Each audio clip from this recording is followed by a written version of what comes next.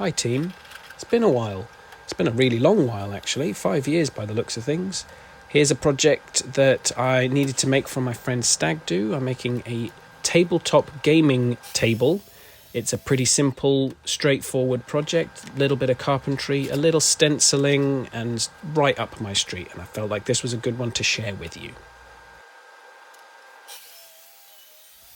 What you can see me doing here is I'm cutting the strips. They're 100mm wide strips for the plinth for the tabletop to sit on.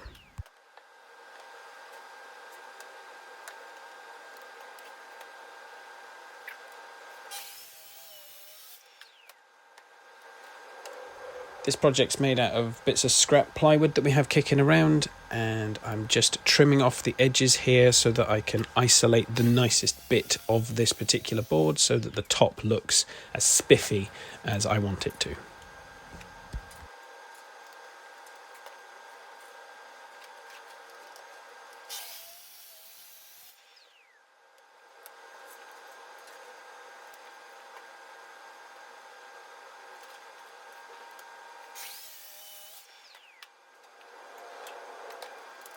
This is the 45-degree chamfer bit that I'm going to use to go round the top just to take the edge off.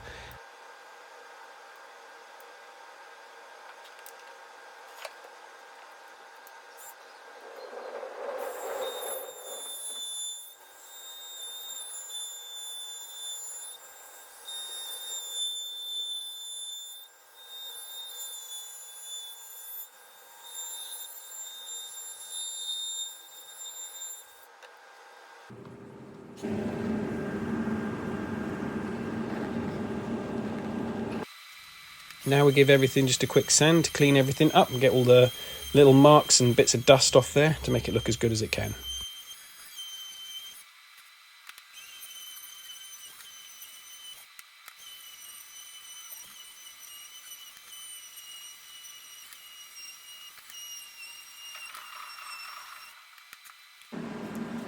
Now I'm going over it with some 2-Pray quick fill. I'm not the biggest fan of this product. It does a job, but it also leaves oily residue when you're working on plywood.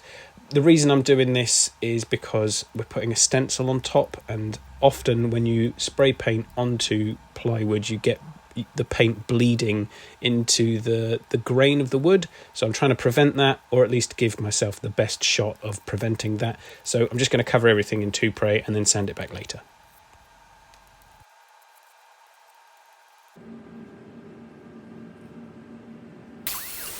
Here I am just cutting the plinth to length and then gluing it together, which is a bit fiddly because I've got a band clamp. They're absolutely brilliant, these band clamps, but they do get a bit fiddly sometimes when you feel like you're under pressure because the glue is drying and it's all going a bit crazy. But yeah, they're very, very helpful.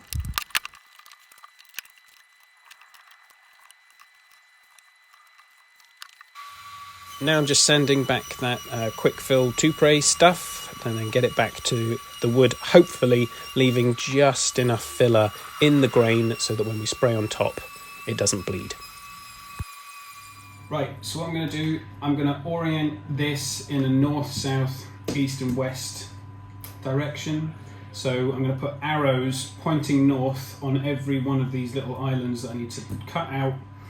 And I'm going to have to keep absolutely everything that I cut out so I can lay the background down, then the outside layer, then put these in to put that in to put those in. So there's going to be quite a few layers, and I need to orient myself. And yes, whilst they're all going to be exactly the same, I'm still going to label them A, B and C north so we know where we are. Right. I forgot to mention here that if you're interested in the stenciling part of this video and how you do it, I have a couple of videos on my channel already that go into much more detail and explain much better how you go through this process. Maybe check them out. Here it is now.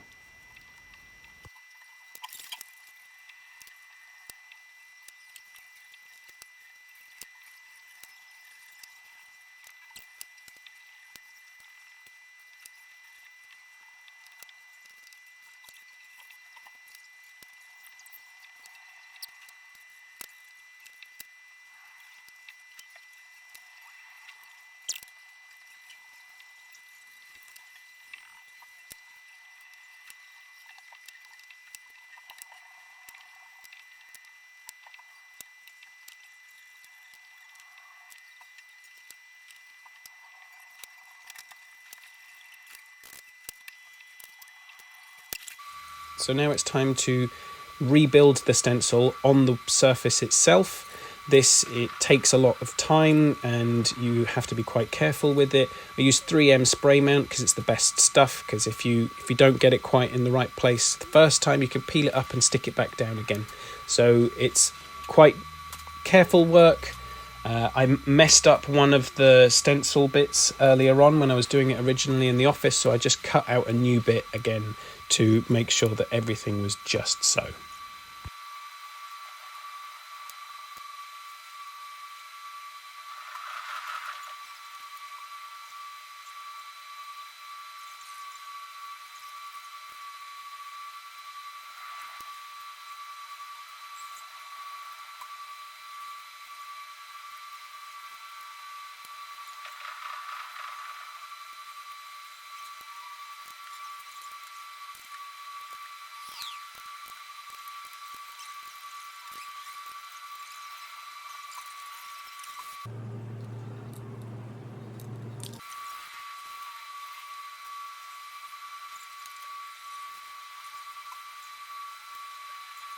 And now comes the satisfying bit, but also the bit that you fear the most.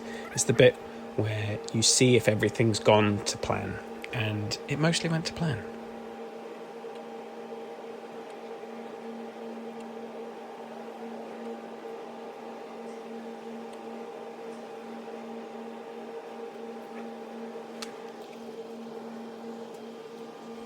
There's a couple of tiny little bits here. I've got a little bleed right there, and there's a couple of bits where the stencil didn't stick down right, but you know what? I'm happy with it. I think this looks great.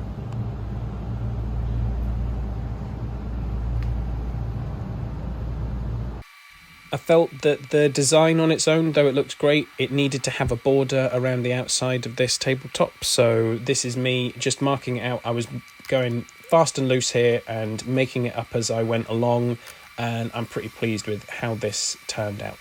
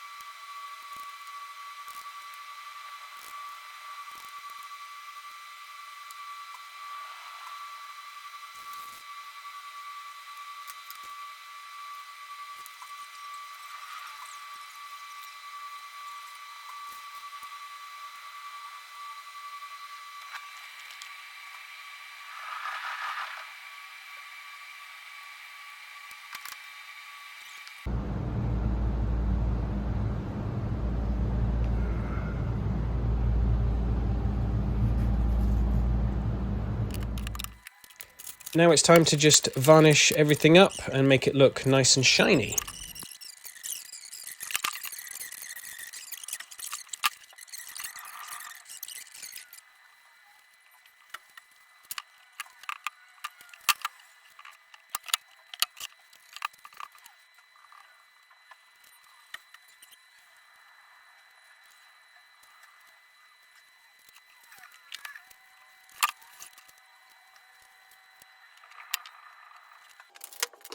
Now for the LEDs.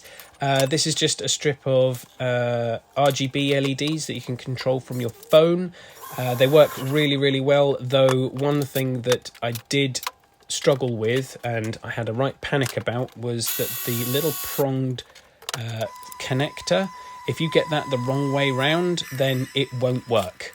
And I was in a blind panic trying to figure it out, but some quick internet searching helped me figure this out. So if you do this project or something like this, I would double check that that is the right way around.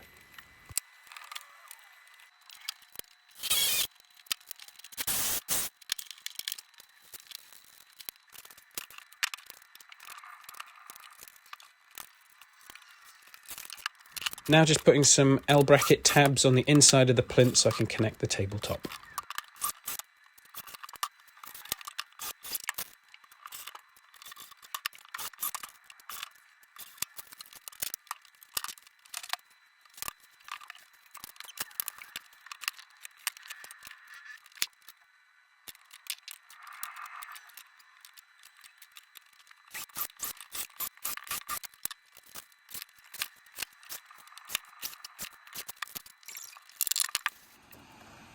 And there you have it. I'm really pleased with how this turned out.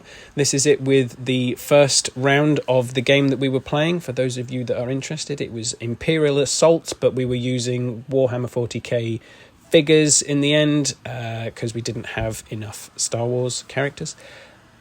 I'm really chuffed with how this turned out. The lights worked really well, and everybody had a really great weekend, and I hope you had a nice time watching this video. So see you on the next one. Hopefully it won't be 5 years. Action. Yeah.